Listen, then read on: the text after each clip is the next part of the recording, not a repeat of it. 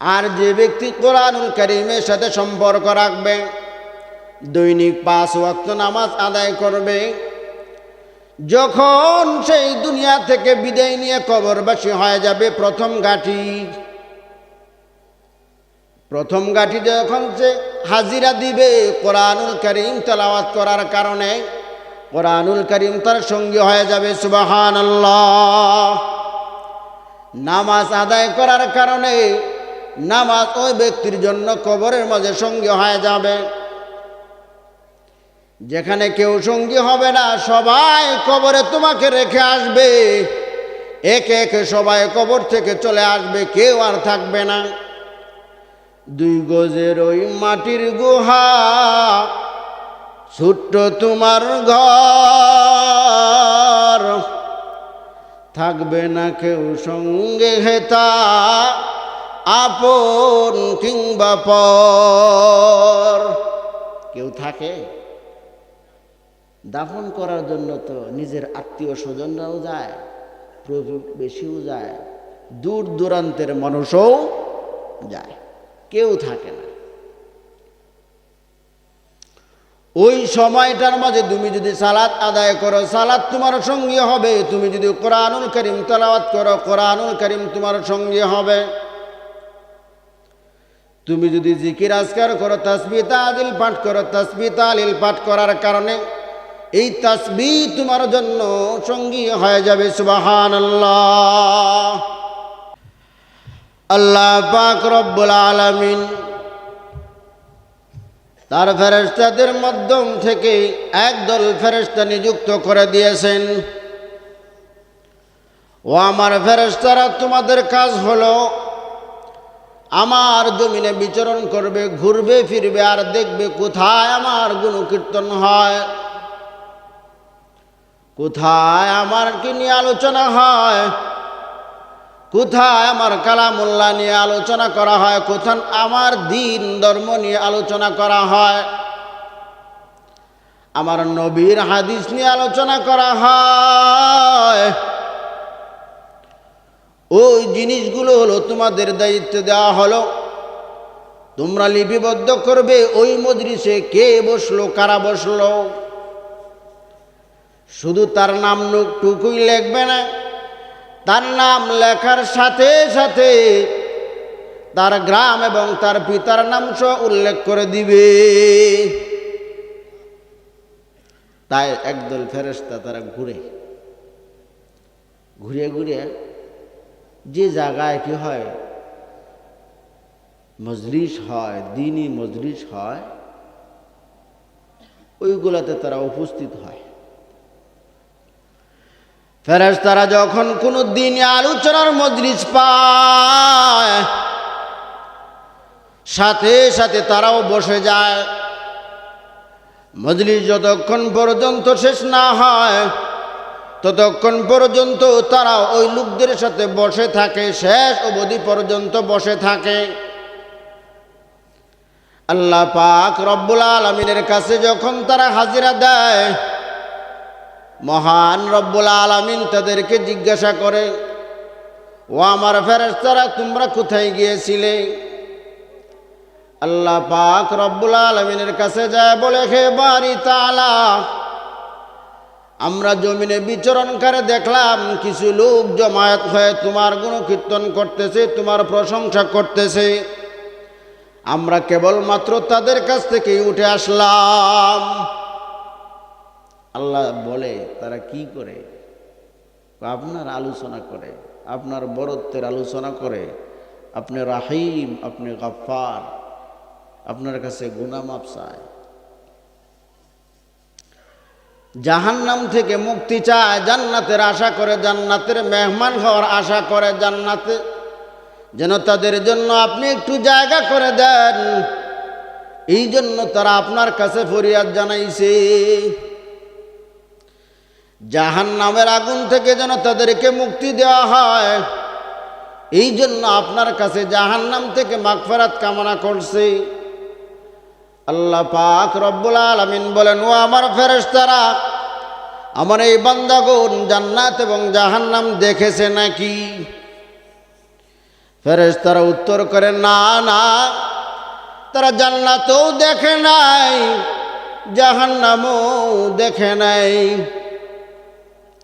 তারপরেও তারা জাহান্নামকে এত ভয় করে, এত ভয় করে, জাহান্নামে তারা যেতে চায় না। মালিক, তারা বিনা হিসাবে জান্নাতের আশা করে।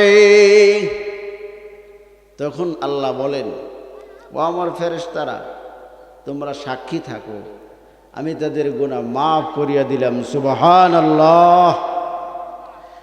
আর তারা যে জান্নাতের আশা করতেছে, আমি তাদের জন্য জান্নাত নির্ধারণ করিয়া দিলাম। সুবহানাল্লাহ।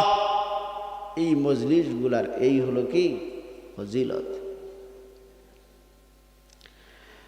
শুধু তাদেরকেই না, যারা তাদের সাথে বসেছিল সবার উদ্দেশ্যে আসে নাই, মজলিসের উদ্দেশ্যে আসে নাই।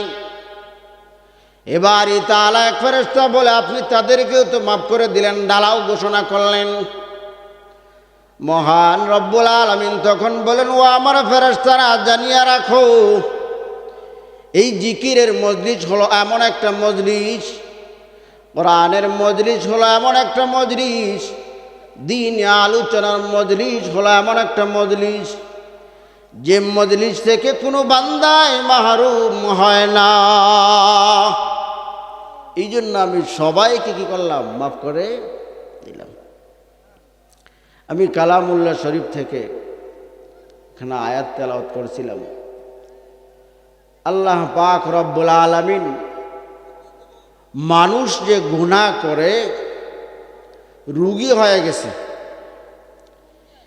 এই রোগ থেকে কিভাবে মুক্তি পাবে, এই ব্যাপারে আল্লাহ তাআলা সূরা আনকাবুতে বলেন, উতলু মা উহিয়া ইলাইকা মিনাল কিতাবি ওয়া আকিমিস সালাহ। হে নবী, আপনার প্রতি যে কিতাব নাজিল হয়েছে ওহির মাধ্যমে, ফেরেশতার মাধ্যমে, ওই কিতাব আপনি তেলাওয়াত করুন। যে কিতাব আমি আপনাকে দিলাম, ওই কিতাব আপনি তেলাওয়াত করেন, ওহির মাধ্যমে যা দিয়েছে। ওয়া আকিমিস সালাহ, আর আপনি নামাজ কায়েম করুন। কয়টা কথা বলছে এই জায়গায়? দুইটা। কয়টা কথা বলছে? দুইটা কথা। এক হলো আল্লাহর কালাম তেলাওয়াত করা, দুই হলো নামাজ কায়েম করা। কি করা? নামাজ কায়েম করা। যদি তারা কোরআনুল কারীম তেলাওয়াত করে এবং সালাত আদায় করে, নামাজ আদায় করে, আপনি তাদেরকে জানিয়ে দিন, আপনি তাদেরকে বলে দিন, নামাজ এবং কালামুল্লাহ শরীফের তেলাওয়াত হলো এমন একটা ঔষধ, যে ঔষধ তাদেরকে ফাহেশা কর্ম থেকে, খারাপ কর্ম থেকে বিরত রাখবে। ইন্নাস সালাতা তানহা আনিল ফাহশাই ওয়াল মুনকার। ইন্নাস সালাতা, অবশ্যই নামাজ, তানহা, তাদেরকে বিরত রাখবে, তাদেরকে ফিরিয়ে রাখবে, ফাহশাই ওয়াল মুনকার, ফাহেশা কর্ম, অশ্লীল কর্ম থেকে তাদেরকে বিরত রাখবে। এখন বলেন তো, মদ পান করা ভালো কাজ না ফাহেশা কাজ? জিনা করা ভালো কাজ না ফাহেশা কাজ? ইফটিজিং করা ভালো কাজ না ফাহেশা কাজ? অন্যের মাল আত্মসাৎ করা ভালো কাজ না ফাহেশা কাজ? খারাপ কাজ। সুদ খাওয়া, ঘুষ খাওয়া, অন্যায়ভাবে কাউকে আঘাত করা, এগুলা ভালো কাজ না খারাপ কাজ? এইগুলা থেকে বাঁচার একমাত্র মাধ্যম হলো নামাজ। যে সমস্ত মানুষ নামাজ আদায় করে, সে কখনো কি করতে পারে না, সুদে টাকা লাগাইতে পারে না। ঠিক না বেঠিক? যে ব্যক্তি কি করে নামাজ আদায় করে, সে কখনো কি করতে পারে না, ঘুষ নিতে পারে না। এখন আপনারা প্রশ্ন করতে পারেন, হুজুর অনেক মুসল্লি তো এমন আছে নামাজও আদায় করে আবার সুদও খায়, নামাজও আদায় করে আবার কি করে, সুদও খায়। আমি বলবো আপনাকে ডাক্তার প্রেসক্রিপশন দিয়েছে ঔষধ সেবন করার জন্য, যেভাবে আপনাকে বলা হয়েছে আপনি সেইভাবে কি করেন নাই, ঔষধ সেবন করেন নাই। এখন বলেন তো আপনার অসুখ ভালো হবে নাকি ভালো হবে না? আপনি যে অসুস্থ, ডাক্তার যেভাবে বলছে ঔষধ সেবন করার জন্য সেইভাবে আপনি সেবন করেন না।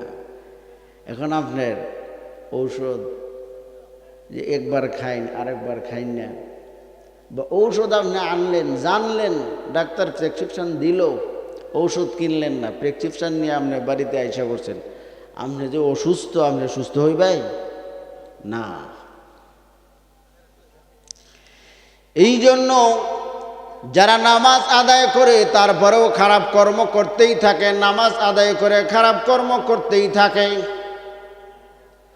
তাদের নামাজ যেভাবে আদায় করার কথা সেইভাবে আদৌ আদায় হয় না। সালাত যেভাবে আদায় করার কথা সেইভাবে আদায় হইতেছে না। যদি ডাক্তার ঔষধ সেবন করার জন্য প্রেসক্রিপশন দেয়, যেভাবে বলছে ওইভাবে যদি না খাওয়া হয়, আপনি যদি ডাক্তারকে বলেন ডাক্তার সাহেব ঔষধ দিলেন, 8-10 দিন হয়ে গেল, 1 মাস হয়ে গেল, কোনো কাজ হয় না। ডাক্তার বলল ঔষধগুলো কোথায়? আপনি ঔষধ নিয়ে দিলেন, ডাক্তার সাহেব দেখলো ঔষধের একটা বোতলের মুখও আপনি খোলেন নেই। এখন আপনাকে ডাক্তার কি বলবো? আহাম্মক স্যার আর কিছু বলবো? তা আমাদের অবস্থাও তো তাই। সবাই জানি আমাদের নামাজ আদায় করতে হবে, কিন্তু আমরা কি করি না, নামাজ আদায় করি না। যার কারণে আমাদের পক্ষে কি হয় না, গুনাহ থেকে বেঁচে থাকা সম্ভব হয় না। বলা হয়েছে তোমরা দৈনিক 5 বার নামাজ আদায় করবে। কয়বার? 5 বার নামাজ আদায় করবে, কিন্তু আমরা দৈনিক 5 বার নয়, 7 দিনে 1 দিন নামাজ আদায় করি। এমন মুসল্লি আছে না নাই? দৈনিক 5 বার বলছে আল্লাহ। কয়বার? 5 বার। আর আমরা সেবন করি কয়বার? 7 দিনে 1 বার। 7 দিনে কয়বার? 1 বার, অর্থাৎ জুমার সালাত। এখন বলেন তো এইভাবে ঔষধ সেবন করলে রোগী সুস্থ হইব? সুস্থ হবে না। কোরআনুল কারীমের তেলাওয়াতের এমন অবস্থা, আমরা যারা কিছু জানি আমাদের মধ্যে গাফলতি এসে গেছে। আজ থেকে 25 বছর আগে, আজ থেকে কত বছর? আজ থেকে প্রায় 25 বছর বা 30 বছর আগে প্রত্যেকটা বাড়িতেই সকালবেলায় মা বোনদের কোরআনুল কারীমের তেলাওয়াতের আওয়াজ শোনা যেত। কিন্তু এখন এমন একটা অবস্থা হয়ে গেছে, সকালবেলা কোরআনুল কারীমের আওয়াজ তো নাই দূরের কথা, মানুষ এমন অবস্থায় হয়ে গেছে যে টিভি সে কি করেছিল, অন করেছিল রাত্রিবেলায়, সে ঘুমিয়ে পড়েছে, টিভি এখনো বাজতে আছে। ঠিক না বেঠিক? তাইলে আমাদের এই অবস্থা, আমরা খারাপ কাজ থেকে বাঁচবো কি করে? বাঁচার উপায় আছে? উপায় নেই। অথচ আল্লাহ পাক রব্বুল আলামিন তার নবী মুহাম্মদুর রাসূলুল্লাহ সাল্লাল্লাহু আলাইহি ওয়াসাল্লামকে বলতেছেন যে উতলু মা উহিয়া ইলাইকা মিনাল কিতাব, হে নবী আপনার প্রতি যে কিতাব আমি ওহী মাধ্যমে অবতীর্ণ করেছি তা আপনি তেলাওয়াত করুন। আর আমরা কোরআনের সাথে কি নাই, কোনো সম্পর্ক নাই। যার কোরআনের সাথে সম্পর্ক আছে সে কখনোই খারাপ কর্ম করতে পারে না। যদিও করে, কোরআনুল কারীম হলো এমন একটা জিনিস, কোরআনুল কারীম হইল ম্যাগনেটের মতো, কিসের মতো, চুম্বকের মতো। সে যদি খারাপ কর্ম লিপ্ত হয়ে যায়, ওই খারাপ কর্ম থেকে কোরআনুল কারীম তাকে সরিয়ে আনে। ঠিক না বে ঠিক? পরক্ষণে সে চিন্তা করে যে কাজটা যে করলাম ভালো না। আর যে ব্যক্তি কোরআনুল কারীমের সাথে সম্পর্ক রাখবে, দৈনিক 5 ওয়াক্ত নামাজ আদায় করবে, যখন সেই দুনিয়া থেকে বিদায় নিয়ে কবরবাসী হয়ে যাবে, প্রথম গাঠি যখন সে হাজিরা দিবে কোরআনুল কারীম তেলাওয়াত করার কারণে, কোরআনুল কারীম তার সঙ্গী হয়ে যাবে। সুবহানাল্লাহ। নামাজ আদায় করার কারণে নামাজ ওই ব্যক্তির জন্য কবরের মাঝে সঙ্গী হয়ে যাবে। যেখানে কেউ সঙ্গী হবে না, সবাই কবরে তোমাকে রেখে আসবে, একে একে সবাই কবর থেকে চলে আসবে, কেউ আর থাকবে না। 2 গজের ওই মাটির গুহা, ছোট্ট তোমার ঘর, থাকবে না কেউ সঙ্গে হেতা, আপন কিংবা পর। কেউ থাকে? দাফন করার জন্য তো নিজের আত্মীয় স্বজনরাও যায়, প্রতিবেশীও যায়, দূর দূরান্তের মানুষও যায়, কেউ থাকে না। ওই সময়টার মাঝে তুমি যদি সালাত আদায় করো, সালাত তোমার সঙ্গী হবে। তুমি যদি কোরআনুল কারীম তেলাওয়াত করো, কোরআনুল কারীম তোমার সঙ্গী হবে।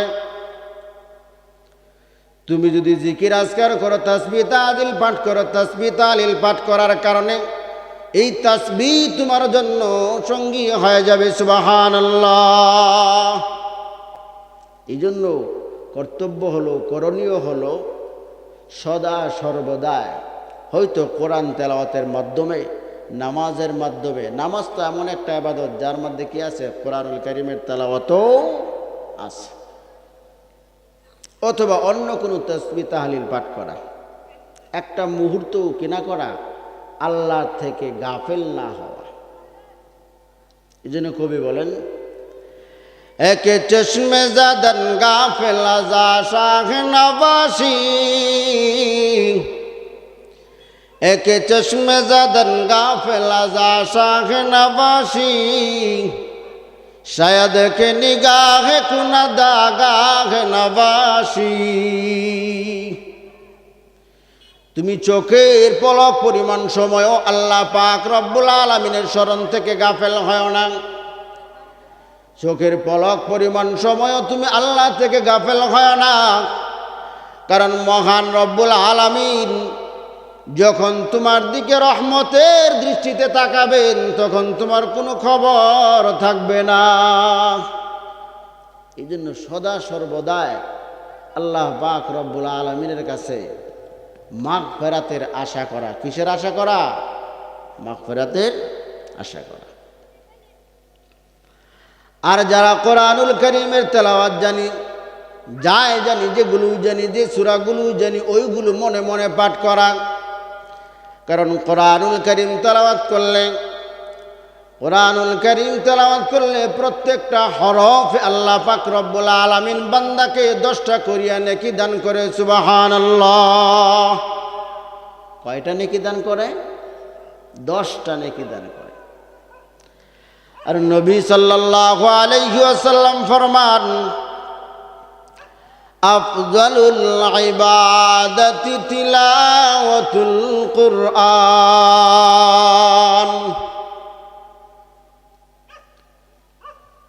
কোরআনুল কারীমের তেলাওয়াত এইটা হলো উত্তম ইবাদত। আমরা যে নফল ইবাদত করি তার মধ্যে কোরআনুল কারীমের তেলাওয়াত হলো কি সবচাইতে উত্তম। অনেকে হয়তো বলবেন, হুজুর আমরা তো কোরআনুল কারীমের তেলাওয়াত জানি না। আমি বলবো, না ভাই, তুমি ভুল বলতেছো। কারণ তুমি হয়তো কোরআনুল কারীম দেখিয়া পড়তে পারো না, কিন্তু তোমার 1টা বা 2টা সূরা অবশ্যই মুখস্থ আছে। ঠিক না বেঠিক? মুখস্থ আছে না? যারা নামাজ আদায় করে তাদের অন্তত 5টা সূরা হইলেও কি আছে? মুখস্থ আছে। আচ্ছা বলুন তো, সূরা ইখলাস এটা কোরআন না কোরআন না? সূরা নাস এটা কোরআন না কোরআন না? তো এইগুলো তো আমরা জানি না? এইগুলো আমরা কি করব? তেলাওয়াত করব। সূরা নাস আমি জানি, সূরা নাসের তেলাওয়াত করব, মনে মনে করব, উচ্চ আওয়াজে করব। সূরা ইখলাসের তেলাওয়াত জানি, মনে মনে করব, উচ্চ আওয়াজে করব। এই তো আমাদের জিকির হয়ে গেল। আর কোরআনুল কারীম এমন একটা ম্যাগনেট, যে ব্যক্তি তেলাওয়াত করে তাকে তো পরিশুদ্ধ করেই যে তার তেলাওয়াত শুনে তাকেও পরিশুদ্ধ করে। কেন? আল্লাহ পাক রব্বুল আলামিন তার কালামের মাঝে ঘোষণা দেন, হুদাল লিল মুত্তাকিন। কোরআনুল কারীম এটা হলো এমন একটা কিতাব যার মাঝে কোনো সন্দেহ নাই। এটা হলো যারা মুত্তাকি তাদের জন্য হলো পথ প্রদর্শক। কাদের জন্য পথ প্রদর্শক? যারা মুত্তাকি তাদের জন্য কোরআন হলো পথ প্রদর্শক। এই জন্য আমি বলবো, আমরা যারা যে কয়টা সূরাই জানি এগুলো তেলাওয়াত করব, আরও বেশি বেশি সূরা মুখস্থ করব। আর বিশেষ করিয়া যাদের এখনো কি হয় নাই, পুরাপুরি বার্ধক্যে পৌঁছেন নাই, শক্তি সামর্থ্য আছে, জেহেন জাকাওয়াত আছে, কোরআনুল কারীম তেলাওয়াত শেখার চেষ্টা করবেন। কারণ এমন একটা সময় আসে আমাদের, যে সময় কেউ আমাদের সময় দিতে চায় না। ঠিক না বেঠিক? ভাই তোমার এখন বয়স হলো 40 বছর, 35 বছর, 25 বছর, 20 বছর, বন্ধু বান্ধব আছে, কিন্তু যখন তোমার বয়স হয়ে যাবে 60 বা 70, অথবা তোমার বয়স হয়ে যাবে 80 বা 90, ওই সময় দেখবা তুমি বহু লোককে ডাকবা তোমার কাছে বসার জন্য, গল্প করার জন্য, কিন্তু কেউ তোমার ডাকে সাড়া দিবে না। এই বয়সে কেউ ডাকে সাড়া দেয়? কেউ সাড়া দিতে চায় না। বুড়া মানুষের সাথে আবার কিসের গল্প? আবার ওই বয়সটাতে মানুষ আপনাকে, আপনি যাই করেছেন আপনার অতীত জীবনে, আপনাকে মানুষ বিশ্বাস করে। এই জন্য দেখা যায় নাতি যখন অসুস্থ হয়ে পড়ে বা চিল্লা ফাল্লা করতেছে, দাদা কোনো কিছুই জানে না, তারপরে বৌমা কি করে? দৌড় দিয়া নিয়ে আসে ওই মুরব্বী বাবাজির কাছে, একটু ফু দিয়া দেন। আমি তো কিছুই জানি না। আপনি মুরব্বী মানুষ, বিসমিল্লাহ বলিয়াই ফু দেন। ঠিক না বেঠিক? তখন আপনি আপনার ঘরের মধ্যে একজন কি হয়ে যায়? ফিরসাব হয়ে যায়। আপনার ঘরের মধ্যে একজন ফকির কবিরাজ হয়ে যায়। এখন বলেন তো, আপনার শিখার দরকার আছে না নাই? কোরআনুল কারীম শিখার দরকার আছে না নাই? ওই বয়সে বুঝে আসে, কিন্তু যে বয়সে সহজে শেখা যায় ওই বয়সে মানুষের বুঝে আসে না। আর কোরআনুল কারীমের তেলাওয়াত হলো, যে তেলাওয়াত করে তাকেও পরিশুদ্ধ করে, আর যে তেলাওয়াত শুনে তাকেও কি করে? পরিশুদ্ধ করে। একটা ঘটনা আছে এই ব্যাপারে, বলবো। মুহাম্মদ বিন সাম্মাক রহমাতুল্লাহি আলাইহি বলেন, মুসা বিন মুহাম্মদ সুলাইমান হাশিমি বনু উমাইয়া বংশের একজন বিরাট প্রতাপশালী ব্যক্তি ছিল, যার কোনো অর্থবিত্তের অভাব ছিল না, তার চেহারা সুরতের কোনো অভাব ছিল না। এত সৌন্দর্যের অধিকারী ছিল ওই যুবক। বাৎসরিক তার আয় ছিল 3,03,000 দিনার। 3,03,000 দিনার এটা তার আয় ছিল। এই সম্পূর্ণ আয়টা এসে আরাম আয়াসে কি করত? ব্যয় করত। তার প্রাসাদটা এমন ছিল যেন কেউ দেখলে মনে করতো এটা কারুকার্য খচিত একটা নকশায় ভরপুর। একটা দেখার মতো প্রাসাদ। ওই প্রাসাদের অভ্যন্তরে একটা আলাদা কোঠা ছিল, অন্দরমহল ছিল। তার মাঝে একটা হস্তিদন্ত নির্মিত একটা গম্বুজ ছিল। তার ভিতরে একটা সিংহাসন ছিল, সোনায় বাঁধা রূপায় বাঁধা একটা সিংহাসন। ওই সিংহাসনে বসে আসে কি করতো, আনন্দ উল্লাস করতো। চারপাশে চেয়ার বিছানো ছিল, তার বন্ধু বান্ধব আর বন্ধু বান্ধব বসতো। সম্মুখে একটা পর্দা ঝুলানো ছিল, সম্মুখে পর্দা ঝুলানো ছিল। যখন পর্দারা সে কি করতো, সরায় দিত। সরায় দেওয়ার সাথে সাথেই নর্তকী, সুসজ্জিত নর্তকী তারা দাঁড়িয়ে থাকতো।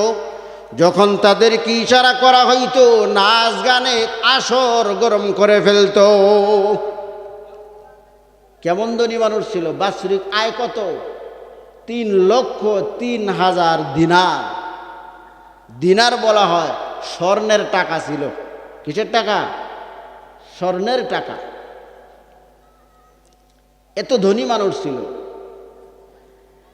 সে প্রাসাদের এক প্রান্তে দাঁড়ায় কি করত, জানালার পাশে দাঁড়ায়। সে ফুল বাগান ছিল, ফুল বাগান থেকে ফুলের ঘ্রাণ নিত। আর একবার দিয়া দাঁড়ায় মানুষের আনাগোনা দেখতো, প্রাসাদ থেকে বার হইতো না, শুধু আমোদ ফুর্তির মাঝে লিপ্ত থাকতো। একদিনের ঘটনা,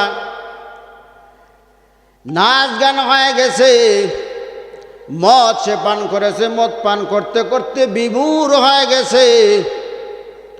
বিভোর অবস্থায় সে শুয়ে আছে। জানালা খোলা ছিল। হঠাৎ করিয়া জানালা দিয়ে একটা করুণ আওয়াজ তার কানে বাজলো। এমন আওয়াজ যে আওয়াজ তার কলিজাকে সেট করে দিল। সে তার চাকর নৌকরকে বলতে লাগলো, যাও দেখো এত মধুর আওয়াজ, বেদনাদায়ক আওয়াজ কোত্থেকে আসতেছে। আমি যে মদ পান করেছিলাম, নেশায় বিভোর ছিলাম, আমার নেশা কেটে গেছে। কে আওয়াজ করতেছে খুঁজে বের করো, তাকে আমার কাছে নিয়ে আসো। মহালি সম্প্রদায়ের ওই সর্দারের চাকর নৌকর এই আওয়াজের সন্ধান করতে লাগলো। আওয়াজের সন্ধান করতে করতে যায়া দেখে মসজিদের মাঝে এক যুবক, যার শরীরে গুস্তু বলতে কিছু নাই, কঙ্কাল। মাথার চুলগুলো এলোমেলো, গায়ে মাত্র 2টা কাপড় আছে। কয়টা কাপড়? এমন অবস্থায় সে মসজিদের মাঝে দাঁড়ায়া আল্লাহ পাক রব্বুল আলামিনের কালাম কোরআনুল কারীম তেলাওয়াত করতেছে। ইন্নাল আবরার লাফি নাঈম আলাল আরাইকি ইয়ানজুরুন তা'রিফু ফি ওয়ুজুহিহিম নাদরাতান নাঈম ইসকাউনা মির রাহিকিম মাখতুম। এই আয়াত তেলাওয়াত করতেছে। আর এই সুমধুর আওয়াজ ওই মহালি সম্প্রদায়ের সর্দারের কানে যায়, এমনভাবেই লাগছে যে তার কলিজায় আঘাত আনছে। এখন বলেন তো কিসের আওয়াজ তার কলিজায় আঘাত আনছে? কোরআনুল কারীমের আওয়াজ। যুবকের কাছে গেল, সর্দারের লোকজন চাকর নৌকর গিয়া তাকে নিয়ে আসলো। যুবক ভয়ে ভয়ে কাঁপতেছে, ব্যাপার কি না জানি, কোন কারণে আমাকে নিয়ে যাইতেছে, আমাকে কোন সাজা দেয়।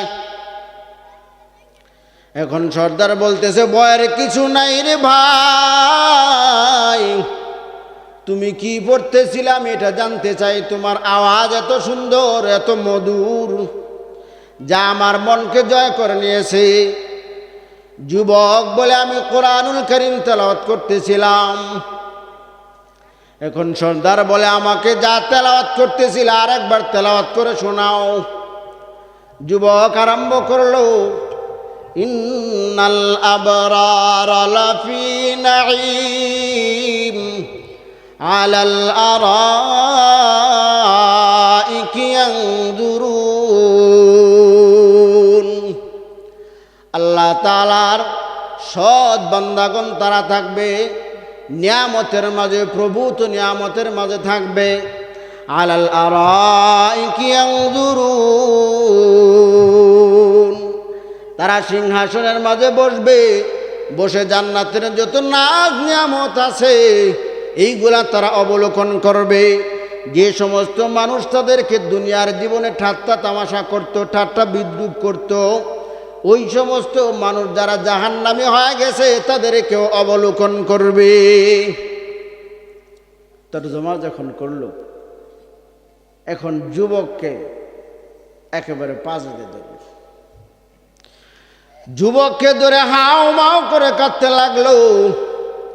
যুবক তাকে আরো কিছু নসিহত করলো, শুনো সর্দার, দুনিয়ার মাঝে তুমি যে নাজ নিয়ামতের মাঝে ডুবে আসো, তার চাইতে হাজারো হাজারো গুণে বেশি নাজ নিয়ামত আল্লাহ পাক রব্বুল আলামিন যারা জান্নাতি হবে তাদের জন্য প্রস্তুত করে রেখেছেন। আল্লাহ পাক রব্বুল আলামিন তাদের জন্য 2 স্বাদ বিশিষ্ট ফলের ব্যবস্থা রেখে দিয়েছেন। আল্লাহ পাক রব্বুল আলামিন তোমার এই পানীয়র চাইতে আরো উত্তম পানীয়র ব্যবস্থা করে রেখেছেন। মহান রব্বুল আলামিন জান্নাতীদের জন্য, সালেহ বান্দাদের জন্য দুধের নহর তৈরি করে রেখেছেন, মধুর নহর তৈরি করে রেখেছেন, শরাবের নহর তৈরি করে রেখেছেন। আর ওই শরাব হলো এমন শরাব যা পান করার পরে সে মাতাল হবে না। আর ওই শরাবের পানি হবে, মিশ্রণ হবে ওয়া খিতামুহু মিস্ক। আর এই যে শরাবটা আছে দেওয়া হবে, এই শরাবটা মেশক দ্বারা মোহর মারা থাকবে। আর তাসনিম নামক যে ঝর্ণা আছে, ওই ঝর্ণার পানি হবে ওই শরাবের মিশ্রণ। এইটা পান করলে মাতলামি আসবে না। আর তুমি যে নর্তকী নিয়া বিভোর আছো, আল্লাহ পাক রব্বুল আলামিন জান্নাতীদের জন্য এমন হুরের ব্যবস্থা করে রেখেছেন যাদেরকে দেখলে মানুষ বেহুশ হয়ে যাবে। যাদের চেহারা এত সুন্দর, এত সুন্দর, তাদের চামড়া বেদ করে গোশত দেখা যায়, গোশত বেদ করে তাদের রগ রেশা দেখা যায়, রগ রেশা বেদ করে গোশত বেদ করে তাদের হাড্ডি বেদ করে, হাড্ডির ভিতরে যে ক্যালসিয়াম আছে তাও দেখা যায়। এমন সুন্দর কি রাখবে? হুর আল্লাহ রাখবে। ওয়াহুরুন আইন কাআমসালিল লুলুইল মাকনুন। যারা সূরা ওয়াকিয়া তেলাওয়াত করেন, পড়ছেন না একটা? আল্লাহ এত ব্যবস্থা রাখছে। যুবককে ধরে বলতে লাগলো, ভাই আমার কোনো ব্যবস্থা আছে নাকি? যুবক বলল, হ্যাঁ তোমার ব্যবস্থা আছে। আল্লাহ পাক রব্বুল আলামিনের কাছে মাপ চাও, ক্ষমা চাও। আল্লাহ হলেন রহমান, আল্লাহ হলেন গফফার। আল্লাহ পাক রব্বুল আলামিন তোমাকে মাফ করে দিবেন। ওই সর্দার প্রকাশ্য গুনার জন্য প্রকাশ্য ক্ষমা চাইল, গোপন গুনার জন্য গোপনে ক্ষমা চাইল। তার যত ধন দৌলত ছিল সব কিছু বিক্রি করে আল্লাহ রাস্তায় সদকা করে দিল। সুবহানাল্লাহ। কারণ বড় মানুষ ছিল তো, ধনাঢ্য মানুষ, সবাই চিনত। তার পরিবর্তনে মানুষ অবাক হয়ে গেছে, সবাই তার কাছে আসতে লাগলো। আমি ঘটনা সংক্ষেপ করে দিচ্ছি। অবশেষে দেখা গেল এই ব্যক্তি একখানা বাটি নিল আর একটা কম্বল নিল, নিয়ে পায়ে হেঁটে বাইতুল্লাহ গেল। হাতে একখানা বাটি আর একটা কম্বল নিয়ে পায়ে হেঁটে রওনা দিল সুদূর সফর বাইতুল্লাহ। বাইতুল্লাহ জিয়ারত করার পরে, হজ আদায় করার পরে ওই জায়গায় সে ইন্তেকাল করলো। আর তার অবস্থা ছিল এমন, যখন সে রাত্র হইতো হজরে আসওয়াদের কাছে যায় দাঁড়াইতো আর বলতো, হে মালিক, আমার এমন কোনো আমল নাই যে আমলটা আমি তোমার কাছে তুলে ধরব, কারণ আমার জীবনের দীর্ঘ সময় আমি তোমার নাফরমানিতে কাটায় দিছি। আমার অনেক সম্পদ তুমি দিয়েছিলে, এই সম্পদগুলো আমি তোমার নাফরমানিতে ব্যয় করেছি।